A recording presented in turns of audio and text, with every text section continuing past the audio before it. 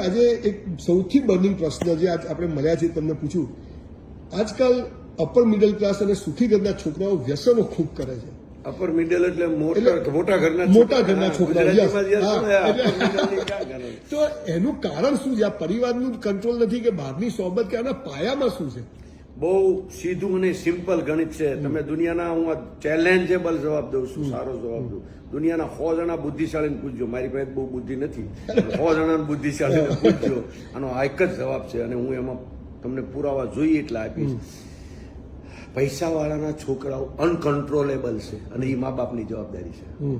અતિ પ્રેમ, અતિ સગવડતા, અતિ ફેસિલિટી બધું આપી દીધું છે.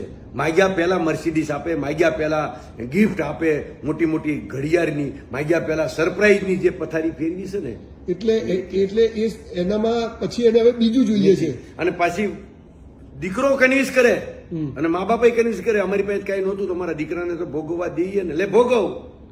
અને દીકરો એમ કેમ તમારી પાસે કઈ નહોતું અને અમારી પાસે બધું છે અને તમે જો અમને અત્યારે નો ભોગવવા દો તો ગરીબ દીકરામાં અમારા દીકરામાં શું ફરક? દીકરો આવો દાખલો હતી છે મા બાપને. મા બાપને એમ થાય કે નહીં, મારે કરવા જોઈએ.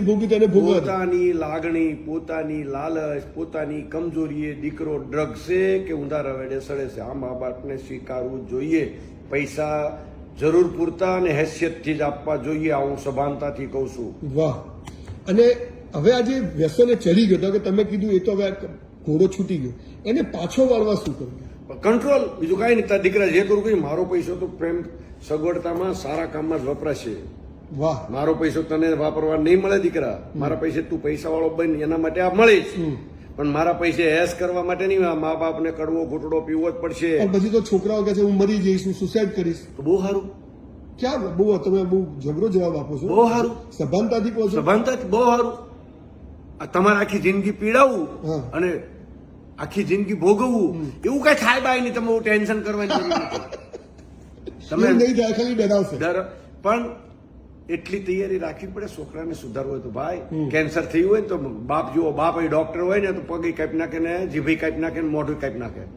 તો ખાલી આ તો કંટ્રોલ કરવાનું.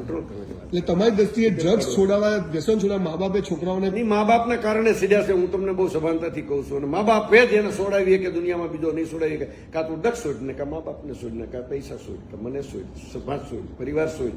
એ કડવો ઘૂંટડો મા બાપને પીવો જ જોઈએ, પીવો પડશે, ત્યારે સુધારો આવશે. એમાં હું હજી દાવો કરું છું, પણ હું એવો કન્ફર્મ નથી કે અમારા ઘરે એવા નહીં પાકે. બરોબર, તમે ભગવાન કરે એવું ના થાય. પણ તમારો આ મેસેજ લોકો સુધી પહોંચાડું છું.